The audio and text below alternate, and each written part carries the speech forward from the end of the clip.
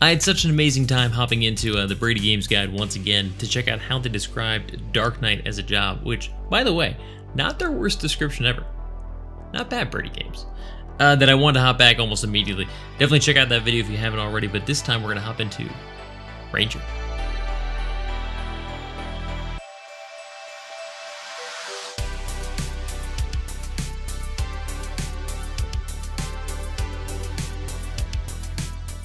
Now, I'm not going to lie, the Ranger artwork, which you're going to see in a second, has a lot of this tiny little Taru holding up this bow. This guide has made me want to be a Ranger so many times because it's one of those things, like being engaged in front of an enemy with different weapons. Sure, it looks different if you're holding, you know, a great axe versus daggers versus a sword.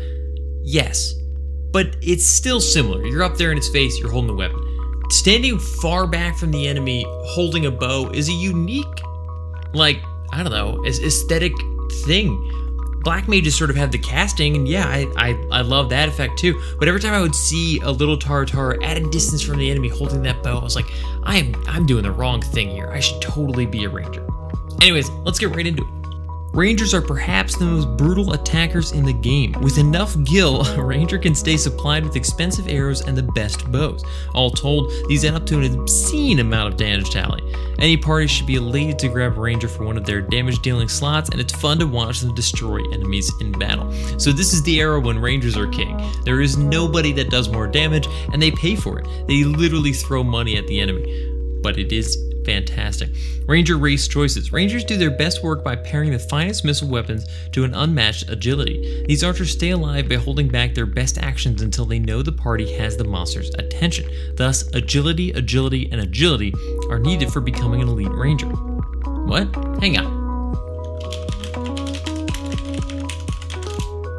Isn't agility part of like ranged accuracy? But do they not realize that? So, Brady Games just gave the best advice possible. Rangers desire a crapload of agility, which is right, but they think it's because, like, you want to stay alive until somebody has gained 8.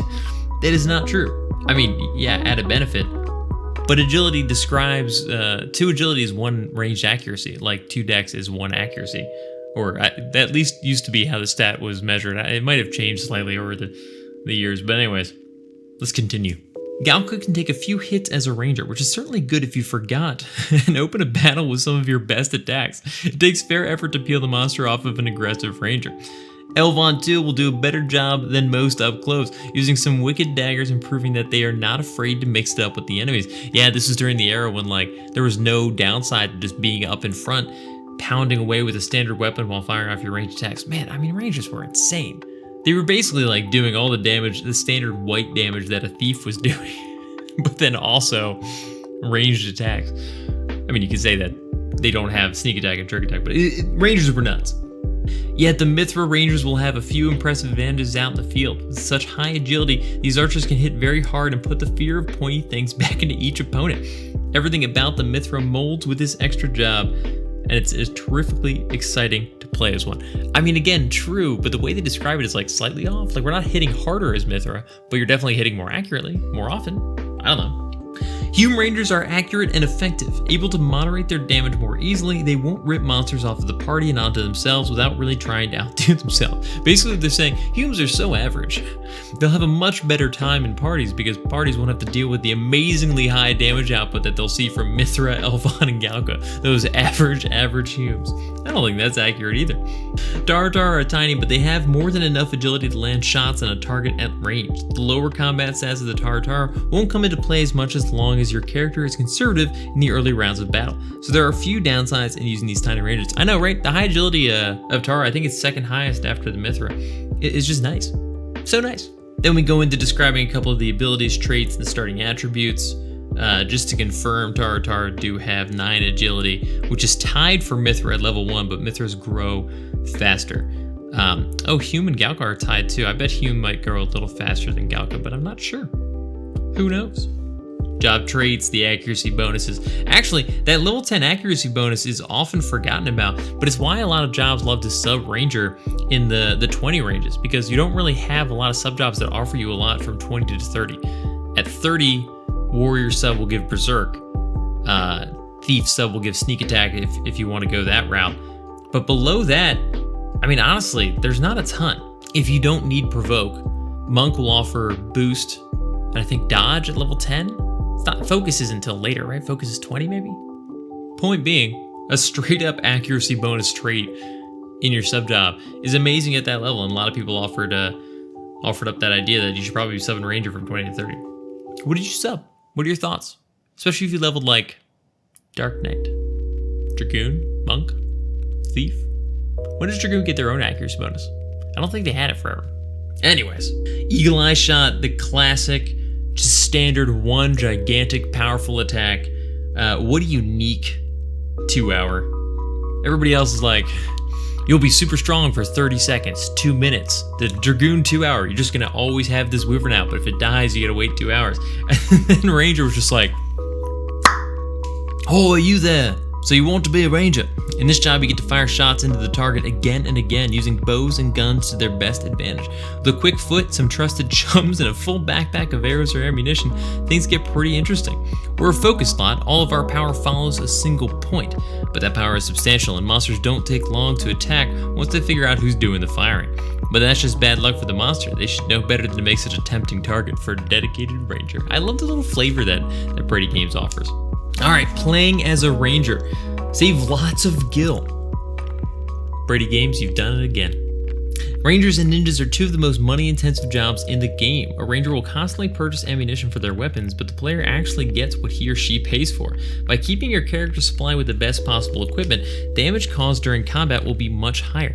Okay, yeah, but that's also true for basically every job.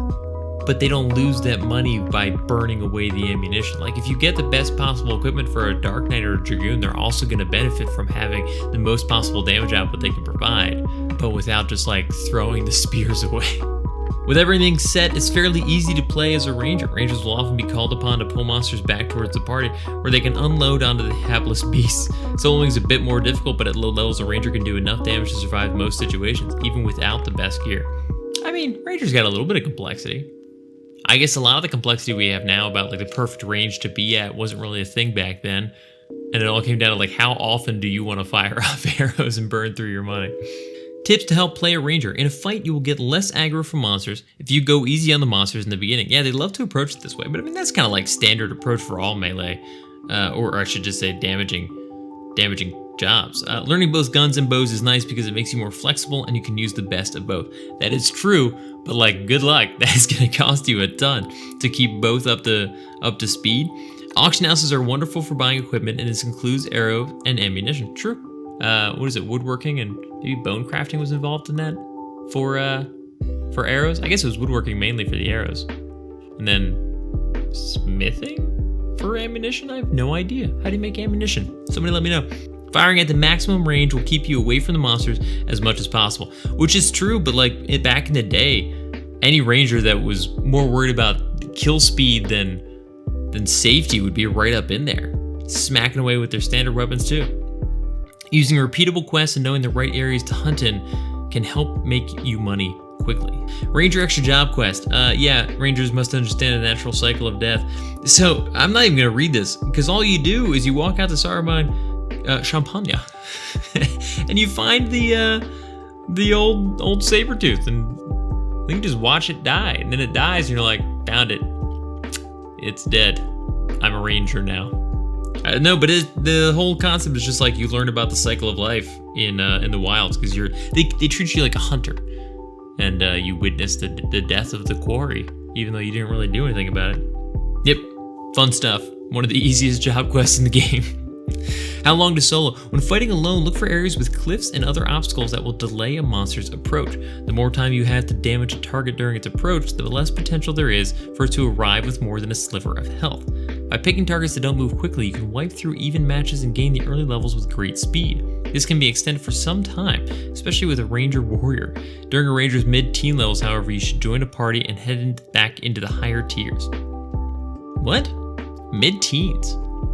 So they thought Rangers could solo all the way up to like 14, 15. I heard a lot of people did, but I don't know. I still think you should start partying around like level 11 or 12 at the latest.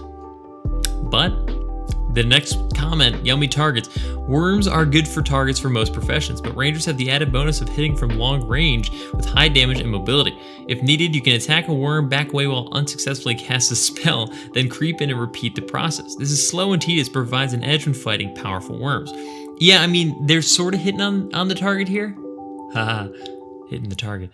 But yeah, rangers could solo worms like it's nobody's business. I mean, they could occasionally use like a rock throw TP move.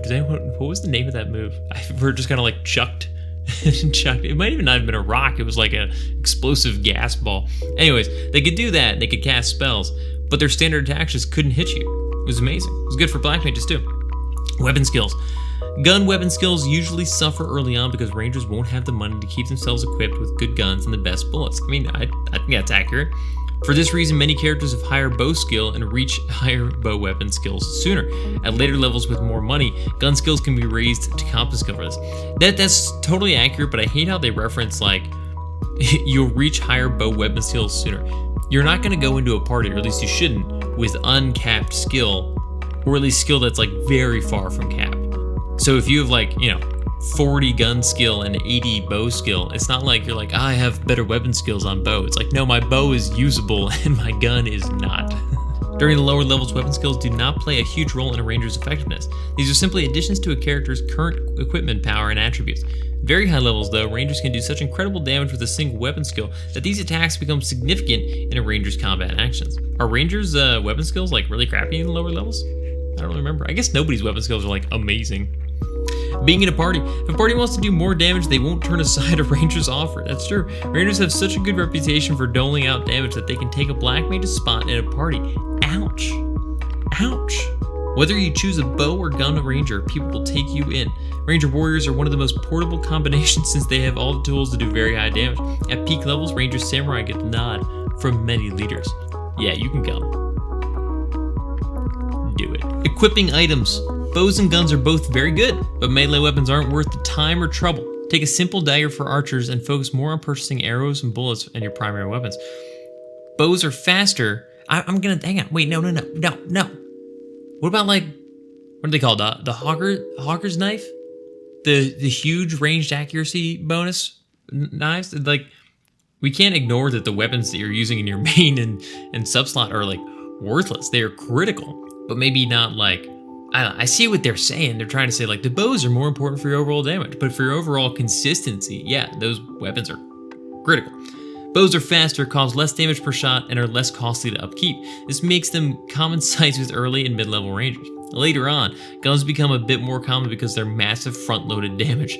Those who eventually want to use guns can raise their skill with crossbows, which raise the ranger's firing, but they cost much less to upkeep. That is true, actually. Everybody else should go towards agility boosts, accuracy, and hit points. Yeah, essentially correct. Ranger is a main job. Rangers were meant to be a primary job, as are many of the extra jobs. Players who go into this profession are ready to inflict heavy damage and nothing else. There isn't much potential for enfeebling spells or magic without using a support job that fits awkwardly into a ranger's lineup. For best results, add ranger damage to a secondary job that adds agility and abilities. Yeah. Honestly, just looking at this list, they nailed it. Ranger warrior is an excellent choice. With berserk and some elemental wait, I take that back. Some elemental arrows, your character will bury the opposition. There isn't much subtlety to this combination, but there doesn't need to be. Ranger ninja. Using ninja allows rangers to wield 2 archer daggers and to reach a higher agility over time. This is enough to warrant consideration, although the maximum damage that your character can cause isn't as high as a ranger warrior. True, but people loved it because you used the 2 knives for the extra ranged accuracy, and then, Utsuzemi to protect you when inevitably you drew hate because your damage output is so insane anyway. But this last one, I was totally wrong. I read this as Ranger Samurai. Ranger Thief.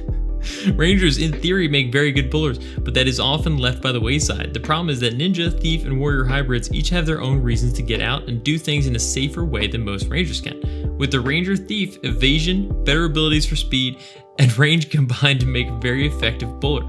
Of course, this comes at a loss of max attack power compared to the ranger warrior. Wait, I love how they're basically saying because of fleet. Ranger thief is amazing because of fleet. Also, is there argument that like rangers are not great pullers? I guess. If you want to say that like a warrior will be able to take hits a little bit better and still could use like a crossbow, okay, but like Rangers are the pullers. Everybody loves Rangers for pulling. You get free hits in. You're not missing like the Warriors. Rangers as a support job. Rangers aren't a good choice for a supporting job unless you want to make a main job that uses bows or guns anyway. Yeah, I mean, like Samurai Ranger was an amazing choice, especially with Sobro. But that's kind of a unique thing that they wouldn't really touch on in this guide, obviously, because they never know anything past level like 40. Thief Ranger. A player going for a full Thief is likely to deal with melee weapons, but guns are an option for Thief characters. With Rangers as a support job, these Thieves have a mix of damage potential and multiple ranges. You know, that's interesting. I never thought about using Ranger sub as Thief because I don't think Trick Attack and Sneak Attack effectively, I don't think they work with ranged weapons, which is a huge detriment to like the idea of firing off these huge damaging weapon skills from gun or bow. I would love to know what weapon skills Thief Ranger gets for gun and bow. And are there any good guns that a Thief can use? Crossbows, yeah. Bows, yeah. Let me know. I don't really know. Oh, ultimately though, honestly, Brady Games, you kind of nailed it. Also, have you guys recognized that the first 6 jobs, Brady Games is like 5 pages for each of them. Paladin, also very big, but most of the advanced jobs are like 2.5 pages. They definitely just like did not get as far with most of the jobs. It's amazing. I love it. Guys, what do you think of the Brady Games guide for Ranger? Definitely bring your comments to the description below. It's not even a statement. Leave your comments below, and come join us on Twitch to talk about it. We stream every Tuesday and Thursday at 7 p.m. Eastern Standard Time. We play a lot of Final Fantasy 11, but as well as other games too, so definitely stop by, say hi, and we can joke about this amazing guide. I love it. Look at this thing. It's all torn up, destroyed. Guys, keep on the lookout for more videos like this, and I'll see you all in the next one. Peace. Have you ever tried Elder Scrolls Online? I feel like fans of MMOs in general have dabbled in every game out there, and Elder Scrolls Online, especially now that it's free to play for the base game, like everybody's tried it at least once, but maybe not. I guess it's hard to find time with between Final Fantasy 14 and World of Warcraft.